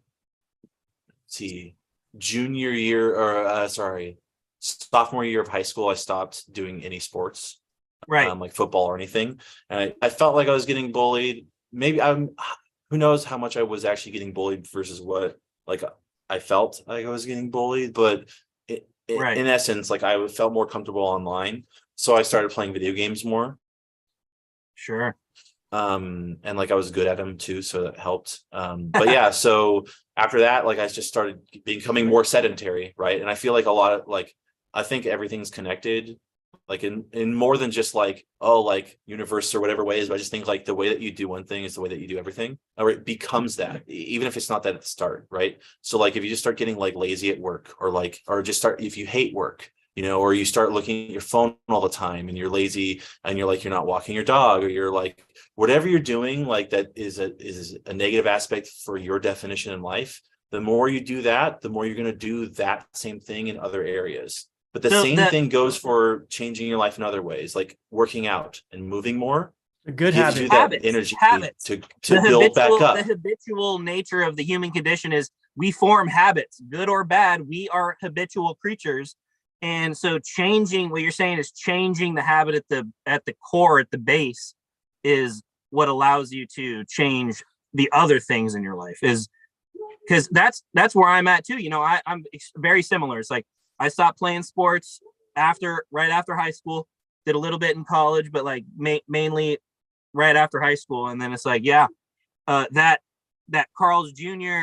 double Western that I would house when I was playing sports started to be not worked off. Nope. Yep. So those habits continued.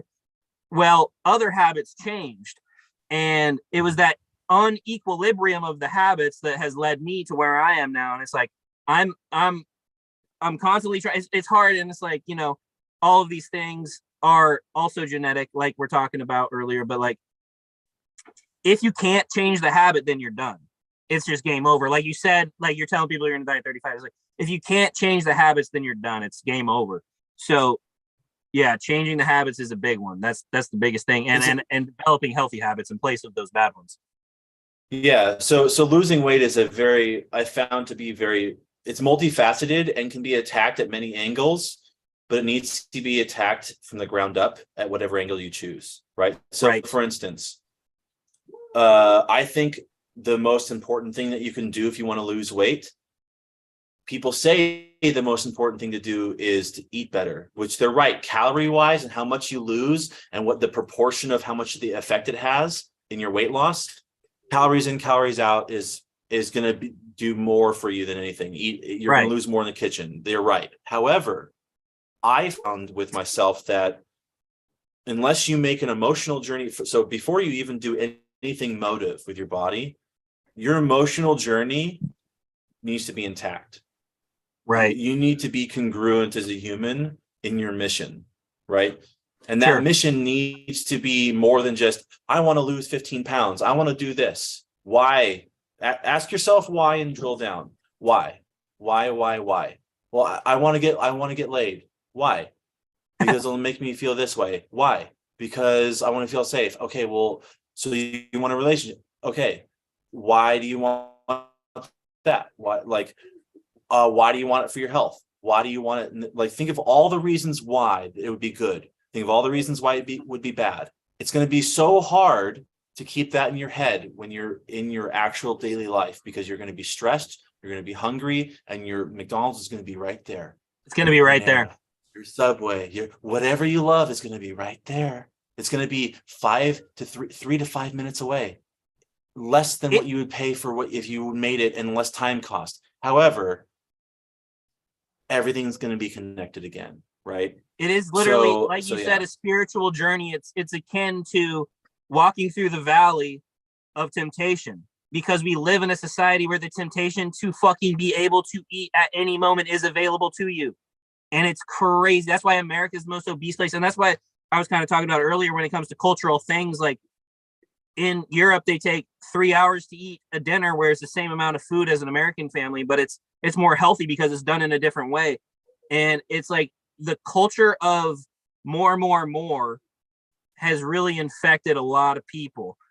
And like, on the base foundational level, it's really toxic and potent to be addicted to more this, more that, in food and in life, but especially in food, because it does so directly affect your health, like you said. And that's where it's, for me, it's like, I'm on that journey. I'm starting that journey where it's like, mentally, I've got to be there. I've got to be spiritually akin with my,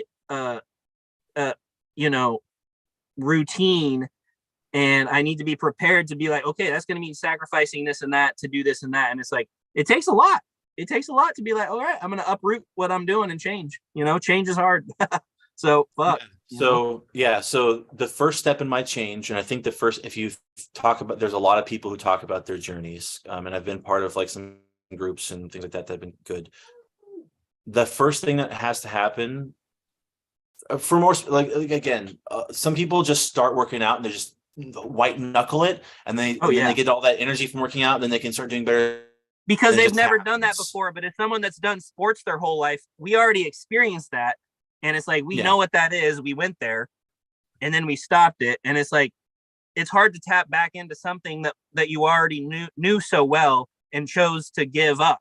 It's like, that's a mental journey. It is a mental journey. So exactly. Yes. And I think, but ultimately though, every weight loss journey is going to become derailed. Like every plan in war and in life is going to be derailed by something. Yes, sir. So what you have to have is a higher purpose or higher like training, right? It's like, so like, for instance, with losing weight, the first step is telling yourself why, and doing it really well. Okay. If you don't like where you're at, right, you need to tell yourself exactly what you don't like first. Say, I don't like this about my life. I don't like this about my life. I don't like this about my life. Keep it related to your weight, right?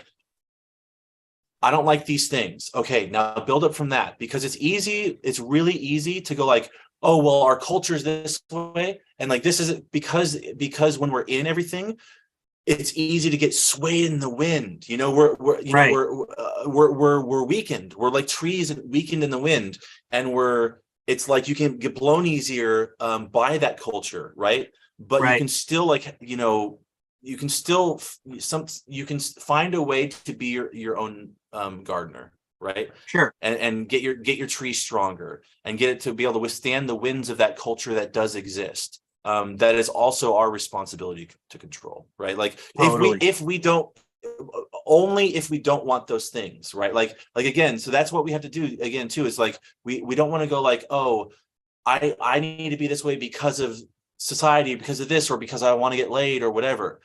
What you do is you go, oh, no, because of the base, I do want to get laid, but I want to feel better because I want to feel valued, right? And I feel like I Right. don't feel as valued. So build all the way up, and then come up, and then have those in your mind, write them down, print them, put them on the wall by your bed, put it on your mirror, and you're going to get tired of seeing it. And you're going to eventually mentally ignore it too, by the way. Oh, Just so you know, totally. it's going to Yeah. happen, right? Yeah. And so but It's the recommitment keep every reminding morning. You yourself, wake like, up, you have to say it every morning. You're like, okay, today is the first day of the rest of my life.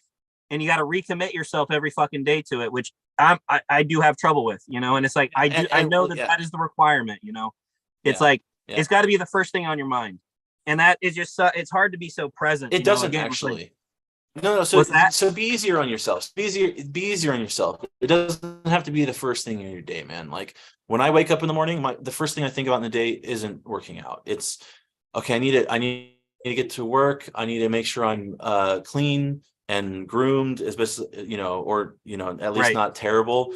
My dog needs a walk. I need to, and then get out the door for work. And then I worry about working out when I get home. So it's like, but or I'll fail to work out, right? Like, I'm back on a journey, right? Like, I'm Sure. back heavy again. Sure. Not crazy, not as heavy, but yeah. So, like, be easier on yourself. Like, there's no like concrete thing about this. It's slow and it's gradual, and like, the progress you're gonna make is like, every little decision that you succeed at, like, celebrate it, but like, make sure you remember it and why it felt good. And then when you fail, absorb that moment and remember why it felt bad, right? Right. Go like, oh man, when I ate Wiener Schnitzel and I had those 5 chili cheese dogs, Woo! god damn, it was so good. It was cheese. Did you add the onion? fucking good. Bitch, please. Of course he did. Dude, I worked at Wiener Schnitzel growing up, dude. Yes, I sir. upgrade one of them to an all beef with a pretzel bun. You got to get that shit done. You got to try that shit. No, so, and then but then I remember how terrible I feel. And then I remember how terrible I feel and then I remember like how, if I do it, then I want to do it again the next night, or it's just in my mind or whatever, and it becomes more normalized. And I remember this chain. So it's like, so the first thing that has to happen, I feel like, with losing weight is observation. So it's observing yourself in your current state and what you're currently doing, what you currently want and desire, and then you can proceed forward. And you need to continue to observe yourself. The second you stop observing is the second you start being able to you stop being able to say no to yourself, right? And I like and that. You're just off I the like that a rails. lot. I like that, man. So yeah, That's Jordan, what do you have to say for some input? Yeah, dude, thank you. That's one of the I've had a few stints where they're very short, like never a whole year. But you guys talked about stopping sports. I tried not to stop. That's why I still play. I'm still into baseball, and it gives me a goal every year to stay active and get stronger, because I always want to do better than I did the year before. So that's uh why I like to play it. You know, it keeps me going. If I don't play sports, I like right after high school, I stopped for like 6 months, maybe a year, and I wasn't playing. Gentlemen, I got to make a It call. was- I will be back in literally 2 seconds. I will be right back. Hold on. Okay. Yeah. Keep going, brother. That the time I wasn't playing sports was like the worst time of my life. That's just how it felt, you know. Yeah. Yeah, So dude. don't And- stop. Keep it going, and it doesn't have to be like the same sports you've been playing your whole life. It could be even picking up a different one, dude. I love playing all games, like physical activity games. One of the games I play with Brooklyn when we go to the gym is this handball game. And yeah. have you seen any of my handball videos? Yeah. I saw it on Instagram. Yeah. Looks hella fun. Dude, and I had a racquetball, and we played it with tennis balls. You like a racquetball because it bounces more and the game can go really fast. And dude, I just made that game up. I was like, I come to the gym, I lift weights at the gym, but lifting weights isn't athletic to me. Like, yeah, I get stronger and I'll do it, but it's not the same hand-eye coordination of like running around and having to like, you need to be so quick to get to the ball before it hits the ground, you know, that sort of athleticism. Yeah. Like for instance, what you're talking about, if you're like going and lifting weights, what percentage of the population gets lost in the zone of lifting weights? Very, very few, right? Very few. What percentage of the population gets lost in the activity of playing basketball or any sport that they love? Most of them, they get lost in it. They get if you like the sport that you're playing, you get lost within the game. You know what I'm saying? Present. You're fully present, like with your mind and your body, right? Like, and people do that with weights. Like, don't get me wrong. Like, people do like get really good at working out and like loving. No, I've been there when it comes to working out. Like, I do get there too, but it was something about playing sports, man. Like, if I wasn't doing it, I was not in the right state of mind, you know. So things were slipping. Yeah, man. Jordan, you're overweight, man. Jordan, you got to start losing weight, man. Yeah, dude. I'm trying to put on weight right now, dude. Point at him. That's you, Jordan. Yeah. Come on, Jordan. Oh, dude, bro, hold on, do that again. Hold on, bro. It looks so weird on the screen. It's awesome. Jordan. Dude, you guys are cyberbullying me. What are you doing? Hey, I mean, hey, it's good for your health. Hey, fat shaming is good for your health, dude. So you said you were World of Warcraft. I was Modern Warfare 2 lobbies, bro. We can bully with the best of them. You know what I'm saying? Ooh, I was also early on MOBAs, Dota, original Dota, right? Okay. Okay. The mod, you know, Damn. and then League of Legends when it started. League of Legends, Warzone as well. Yeah. Oh yeah. I originally played when I was growing up. When I like left doing sports, I was playing Counter-Strike competitively. Like whatever competitively was at the time, there wasn't really a big scene back then, actually. But like teams, especially in my area. I was actually on a team, and like it was like I was on two teams. I was on one team where like we was a bunch of people spread out that we'd practice together and like play on like only online tournaments. Yeah, and then I had a team nowadays locally. means something different than a team did in fucking Counter-Strike days. Like a team in Counter-Strike means like you guys are a cohesive unit. It's like you guys are doing shit. Well, you know what I mean? That was good time. But one was a physical team and one was like an online team, right? So like my online team practiced more than my physical team, and we were better. But like we didn't really do as much because there wasn't like a lot of online tournaments at the time. Right. And then but then there were physical tournaments, but they were like small. You know, it was like The LAN parties, dude. Oh my Yeah, God. it was like just like a 150 person LAN party. It wasn't like a official, and then you can win prizes, and so that type of thing. It wasn't like a official league or anything that we were in. I think there was like starting to be like an ESL or something like that. I believe like a league. I think it was called Dude, ESL. my Yeah. little brother, he goes to Sac State right now. He's on the Rocket League team, and he just made esports player of the month.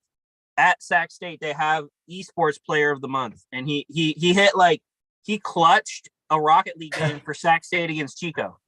What's that? He clutched? What's that mean? That means they were down by 2 points. He got 3 points in the last overtime, or it's not. I don't know how Rocket League works. I'm not a big Rocket League guy. At the end of the game? Basically, what? Near the end of the game? Yeah. So it was like they were down by 2. He got 3 points in the last closure time or whatever the fuck it's called. I don't know what the fuck it's called. But yeah, so he got esports player of the month, and it's like, dude, where the fuck was that when I was at Sac State? I would have loved to be an esports player, but I'm not that good at video games. But Ryan, you play Smash Bros? You know what? I haven't played a lot of that. Growing up, I was a PC guy. Because I was an N64 kid growing up, a Nintendo kid growing up, and then after N64, did like a little bit of PlayStation, but really I got into computers after the N64 a lot and built my own computers and got into that gaming. So I would kind of like dip in with my friends' gaming consoles and all that. And then I got into VR after that. Oh, So, nice. Were you an early adopter of the VR? Yes, I was an early backer. Early. I was yeah, I was early. I was pretty early. So, and were you Palmer Lucky, shout out. What's up, baby? Did you follow the trend of every new technology will first be used for porn? Whoa, that's sick. What? Did you see that? I said that's sick. What was? What he said every new technology will be first used for porn. I'm like, hell yeah. Oh yeah. You know what's funny? I think VR is it's funny. VR, I think, is one of the realms where that's not true yet. I think VR porn is terrible. Yeah. Because I don't watch VR porn. On the scroll, on the feed, you see the VR little logo and you're like, let's try it out. It's like, okay, this is obviously crap, but it's like, is it good in the glasses? But you're saying no. No, it's just like, there's not enough market. Okay, so this is the problem with all VR. There's not enough market for people to invest good money in it, but it's also too difficult to make for small producers. So you're not going to get a lot of people that are able to produce amateur VR porn, right? So you're going to need to have better tools for making VR video content in order to do that. You got to get the camera to get the content, to get the engagement, to get the sales. There's a multi-tiered process that we're not quite at yet, but if we continue. Yeah, but that's a mass market thing. So that's a technology buildup that's going to happen. But the thing is with VR is everybody hyped it too much too soon. And then what happened was Facebook bought Oculus, and they tried to leap too far too quick, and then they forgot what their market was and their base was, which was building up a gaming headset and people being passionate about it. Every customer they had was passionate, absolutely passionate. And then they were building out towards customers that they were getting referred to, and they're building better games. And some of the games that were built during that beginning phase, Onward, Pavlov, lots of early games are still great games today. Onward is still my favorite shooter. It's still the most populated that I visit. Pavlov I don't, but because my friends don't play it. But dude, it's still around. It's one of the oldest games, right? And there's not a lot of other shooters coming out that are even competing. So it's one of those things where the technology stalled.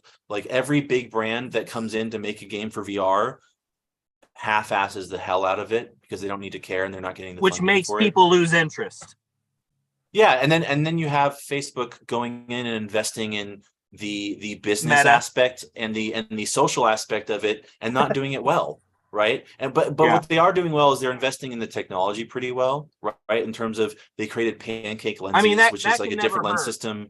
All these other things. So they're driving the technology, right? Like other brands are going to need to keep up, but like PSVR 2 is going to be awesome. The reason it's going to be awesome is one, they're going to advance the technology or the technology that they had before. But on top of that, they had been amassing game studios for years, right? They had been buying up studios. They had bought up studios that Oculus like was partnering with but didn't buy, and like all these other sorts of things, right? Like dude, under their noses, dude, they're stealing these great fucking studios, making great games, and then letting them just work, and you didn't really fucking know. You didn't. Yeah. And there are some things announced, some things not. But dude, they're gonna like. No one else is making better VR. Like Valve, might be producing something cool with a new Half-Life VR game. There's a new Half-Life coming out. Well, one can surmise that Valve is going to want to create another Half-Life VR game one day, but my assumption would be that they're going to take their damn time with it, and they're also going to be releasing that with their new headset, which is also going to take a long fucking time because their new headset's going to have some fucking interesting shit going on, and you're never really sure with Valve where it's going to go. Honestly, like they can turn on fucking dime, like they can literally like change their entire like what they're going to be working on. It's nuts over there. It's really cool, but like. So, but they're working on like brain neural interfaces stuff. So like I can see them doing like, like if you go and you can look up, I'll have some links next time. Gabe Newell, he's a fucking awesome mastermind, but they made the Valve they were helping with VR early on a lot. And then they made some great shit, and then they made the Half-Life Alyx, which is Half-Life in VR, and it is sick. Like it's nice. Moddable because it's on PC. You can like go on there and download people like sadly it's Bradley, like one of the fucking coolest YouTube content creators out there. He goes and he finds leaks about VR headsets and like leaks them and shows you. So you can, if you go look at his site, the future of VR. You can just go see the blueprint. Like it's fascinating. So like the future of VR is very interesting. I believe there's going to be a Quest 3 headset next year. I would say, or if I don't know, I don't think it's going to be in time for Christmas this year. So we'll see though. What's the best headset for what? In VR, like what's the most popular? I guess Quest 2 right now is the Quest most popular 2 headset. Yeah. It's from Oculus. I refuse to say Facebook and I refuse to say Meta. Like it would. Yeah, it became Meta Facebook. Sucks. It became Oculus by Facebook, and then it was like, and then it's now Meta. Dude, it's fucking dumb, dude. And they tried to do Meta, dude. They fucked up so bad. Like Metaverse was like an actual term like used by like early writers coming up with the idea of VR. Like And they ruined it. They became the fucking corporation in Ready Player One. You know, they want to be that corporation, and they're not even being like coy about it. They're just like, we're gonna corner the market on this one, boys. We've got enough money for it. Yeah, so I don't think they're gonna be able to corner it though. They're not doing a good enough job. But yeah, so I think right now the Quest 2 is the most popular because it's a lot of technology packed into a small headset that has like a lot of cool features, and it can be wirelessly connected to a computer, and be have the game streamed from the computer. It can have content like I used it in the plane to watch a movie in a theater. So I wasn't in the plane, I was in a theater. It was fucking awesome. Whoa. App called Big Screen VR. I play shooters, I play driving games. Like there's never been a more realistic driving experience in the world. I have that sounds so fun. Yeah, dude. Yeah, my YouTube channel has me with my wheel. It's just like the cheap one, dude. You can, YouTube. Fucking. Oh, let's shout out the I don't- YouTube. What's your YouTube channel? I don't remember what the name is of it. Actually, I haven't made a video in a long time. I don't know. Let me look Passion it up, project. dude. Why you gotta pressure me like this, dude? Hey, Why you plug got- it. Plug it. You're talking about it. I'm looking it up. I'm looking it up. 1 second. I forgot that I'm still on camera. Okay, 1 second. My channel. It says my channel at pastry Ryan 8296. Yes, sir. Ugh. If we go deep enough, is there going to be baking videos too?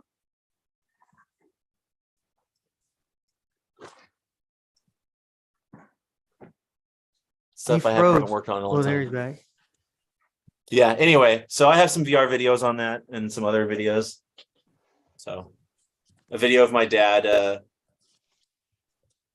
sliding CHP cars. Yeah, that Trained video is CHP so officers. cool. Yeah, that one's probably my best video. Oh, Justin, Yo. you guys both got cop dads. Oh, yeah. Oh shit, dude, that's crazy, dude. Woo! Cop dad for the fucking W or the L, depending on how you look at it, you know? Yeah. Yeah, mostly think- the L on my end, but yeah. My dad's cool. I think mostly the W on my end. Chill. Unfortunately, yeah. Chill. Very chill. Yeah. But But hey, tell gentlemen, me about- yeah, I actually do have to roll too. I was feeling the same shit. I was gonna say, gentlemen, I put in a food order, and we were talking about a weight loss journey. I just got some Reuben sliders, so Let's go. I gotta go have some Reuben sliders. You guys, it was great, and dude, I would love to have you on every week, or however often you want to be on, or whatever. I'll be on again. I'm going to do updates. But before we end the episode, I want to update with my weight. I weighed myself this morning. I'm 255 pounds. Okay. Before shitting. So let's say 250.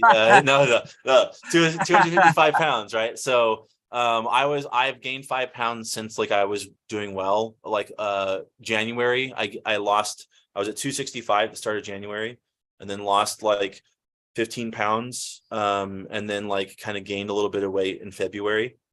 Yeah. So, Nice, but man. yeah, so I'm on the way back down. I'm actually going to go run tonight in the rain. Like, Woo! check this out. Oh yeah, she raining. That's You slick. probably can't hear. You probably can't hear it, but it's banging out there. Yeah, So my I'm window's gonna open right run- now too. I don't want to do it, and I've been doing a lot of things that I knew I shouldn't do that I wanted to do. So I'm going to do this just as a mental exercise. So To anyway, offset so the doing. yeah, so I want to update with my weight next week and Yes, sir. and talk about a bunch of cool shit again and be all over the place. Dude, I'm down. Let's That's go. fantastic. But thank Hell you yeah, for boys. joining us this time, Ryan. Yeah, Really yeah. See you, appreciate it. Jordan.